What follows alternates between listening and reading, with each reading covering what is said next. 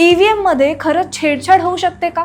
रणजित कासलेच्या रूपाने याचा पुरावा समोर आला आहे का? वाल्मिक कराडची जी कंपनी आहे संत बाळूमामा कन्स्ट्रक्शन कंपनी अंबाजोगाई, ज्याच्यात महादेव कराड आणि काळे हे पार्टनर आहेत, त्यांच्या कंपनीतून माझ्या पेमेंटच्या अकाउंटला 10 लाख रुपये आले ज्या दिवशी मतदान होतं. 21/10/24 तारीख बघा, 21/10/24. ईव्हीएम मशीन पासून तुम्ही दूर जायचं. जे काही ईव्हीएम ला छेडछाड होईल ते गप्प बसायचं आणि सहन करायचं. हा आहे निलंबित PSI रणजित कासले. धनंजय मुंडे आणि वाल्मिक कराड यांच्या संत बाळूमामा कन्स्ट्रक्शन कंपनीच्या खात्यातून जमा झालेले पैसे नेमके कशासाठी होते?